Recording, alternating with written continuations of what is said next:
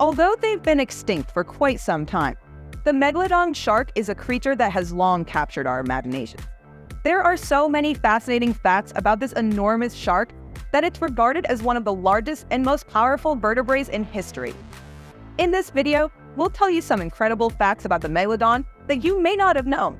But before you dive in, make sure to click on the subscribe button and turn on your notifications. We weren't born too late to see the Megalodon in person, so why compound that tragedy by missing out on the latest from the hub? Comparison.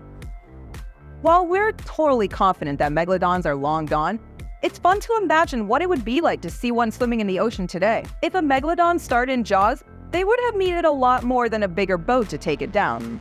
So just how out of place would the Megalodon be when compared to current sea creatures? Although some believe that they were larger and heavier, we'll go with conservative and highly agreed upon estimates. Megalodons weighed about 75 tons.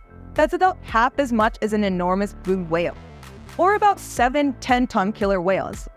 Speaking of organs, if we assume that Megalodon were about 60 feet in length, that's as long as 3 of them. They were even larger than a whale shark, the largest of which was measured to be 40 feet in length.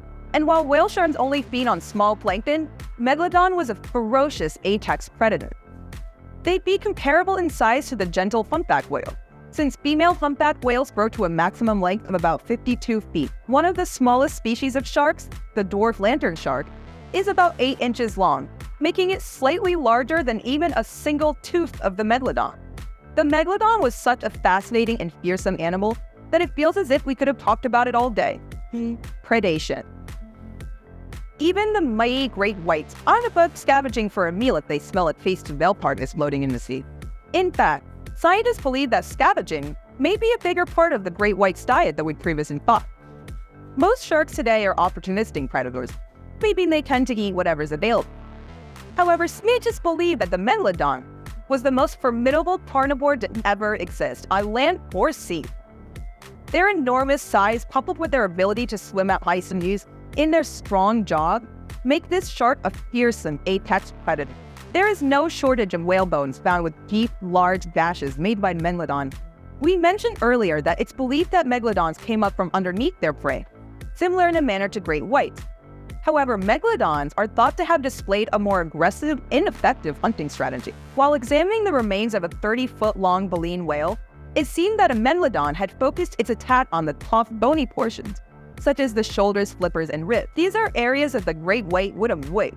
This attack would have immobilized the prey before it succumbed to its injuries. Because Megalodon teeth are so much more plentiful and enormous than those of a great white, they were able to pull off this bold and effective strategy. Predecessor.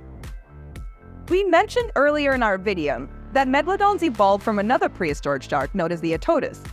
However, while Megalodons have long captured our imagination, most of us are unfamiliar with the Otodontidae. These sharks lived 40 to 60 million years ago and grew up to 30 feet in length. Now, when compared to the Megalodon, that's not that impressive. But keep in mind that is still 10 feet longer than the largest great white shark. It's all about perspective. Their teeth have been found all over the world, which suggests that much like the Megalodon, they were a cosmopolitan species. The teeth of an Otodontidae shark were about 4 inches long, and scientists used them to estimate their size.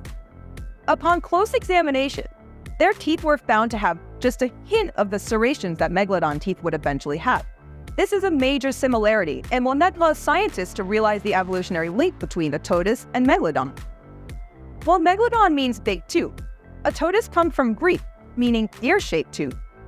Maybe you have to squint to see how these teeth resemble you. Little is known about this prehistoric predator, because much like the Megalodon, its body was made of cartilage which does not fossilize well. Fellow creatures. Whatever the reason that they aren't around today, Megalodons have been extinct for millions of years. But what kind of creatures did they coexist with during the time? It can be difficult to come up with a mental picture. Well, although they likely aren't related, the great white shark was very much alive at the same time as the Megalodon. However, it's unlikely that the two shark species had much to do with one another. Megalodons spent their lives in warm, shallow waters. This was a perfect habitat for plankton and krill, which made them rain places for whales, which in turn made these areas ideal for the Megalodon. The circle of life. But great white sharks avoid these warm, shallow waters and instead lived in the cool, temperate waters surrounding the poles, which were much warmer back. So while they were around at the same time, it's unlikely they had anything to do with one another. Meanwhile, on land, a group of now extinct bipedal hominids known as Paranthropus roamed the earth. Us humans might not have been around to witness the Megalodon, but there were human-like creatures alive during that time. Extinction. Although we don't know for sure exactly why the Megalodon went extinct, there are a number of theories. One popular theory is that the warm, shallow waters in which they liked hunting were no longer available. When the Ice Age began, the global climate cooled and sea levels dropped, robbing the Megalodon of their hunting ground. It's also possible that during this time, changing ocean currents relocated krill and plankton closer to the poles. This means that the whales that fed on them would relocate as well, which means that the Megalodon's primary food source disappeared. The sharks wouldn't have been able to follow the whales because they can't regulate their internal body temperature, like most other sharks. Thus, they were limited to tropical waters. The lack of appropriate waters may have made access to their breeding grounds difficult as well, and left young Megalodon sharks vulnerable to predators, such as orcas and great white sharks. Now, new research from the University of Zurich's Paleontological Institute suggests that the emergence of other smaller predators meant that the Megalodons weren't able to get the massive amount of food necessary for them to survive. By examining fossil records, it seems that the emergence of new species coincides with the decline of the mighty Megalodon. Breeding grounds. In 2009, a Megalodon breeding ground was found off the coast of Panama. It was recognized as such because of the fossilized teeth belonging to juvenile Megalodon sharks that were found in the area. Experts from the University of Florida collected and studied the teeth and determined that juvenile Megalodon sharks were approximately 20 feet long. That means that a young Megalodon was as large as the largest great white sharks. In total, the team located about 400 teeth collected from the water. Scientists believe that they have located other Megalodon nurseries, including the Bone Valley region of Florida and the Calvert Clicks in Maryland. They compared the shape of the teeth to those found in adult Megalodons during the same time period, just to be sure they were comparing apples to apples, or, well, giant prehistoric fossilized teams and giant prehistoric fossilized. They just wanted to be sure that the smaller teeth worked from sharks at a different time period. Although it's hard to imagine, baby Megalodons would have been vulnerable to predators, mainly other large prehistoric sharks. It's thought that the Megalodons gave birth in shallow waters, based on where the teeth were found. Teeth.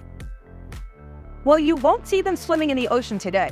Megalodons were once found all over the world during the Cenozoic era. We've spoken about their teeth before, and that's because they are both incredible and really the only thing we have left of these massive sea creatures. With each shark having 4 or 5 rows of teeth constantly regenerating, it's not surprising that these fossils are incredibly common. They can be up to 7 inches long and are frequently in less than perfect condition. When we find them, they tend to be chipped, scraped, or damaged. However, giant specimens in good condition can be sold for tens of thousands of dollars at auction. Even their name comes from the ancient Greek term for big tooth. Because their teeth are so solid, they fossilize easily, which is another big reason why there's no short supply of them. It's believed that they had the strongest bite of any known animal. Computer models estimate their bite force at between 24,000 and 40,000 psi. That is 6 to 10 times as strong as a modern great white and a saltwater crocodile. Food. Okay, so we have established that the Megalodon is absolutely gigantic. So what did these massive sharks eat?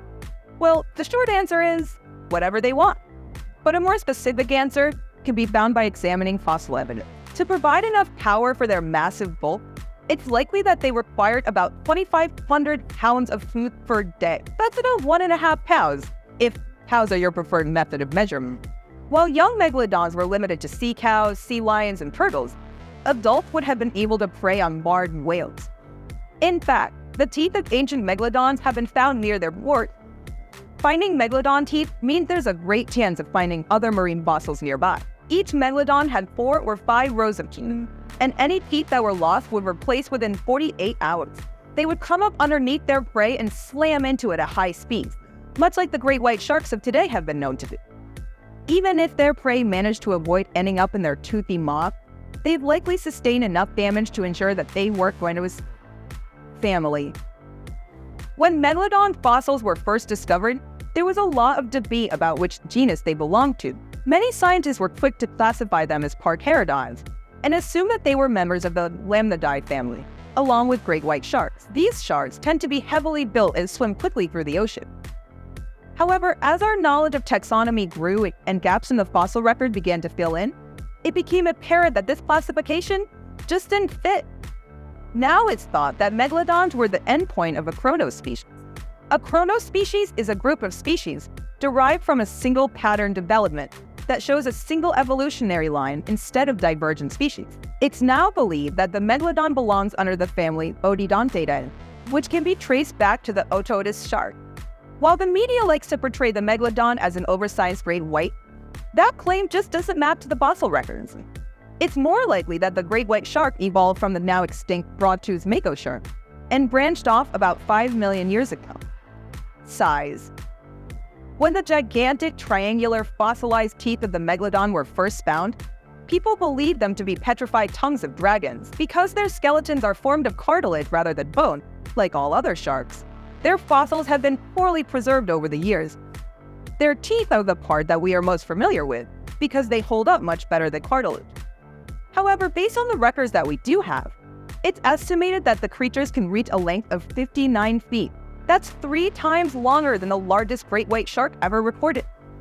To figure out how huge these ancient sharks actually were, scientist John E. Randall used great whites and examined the relationship between their teeth and mammal height and the largest tooth in the upper jaw. By applying this method to the megalodon, Randall was able to conclude that the two specimens he examined were likely around 43 feet in length.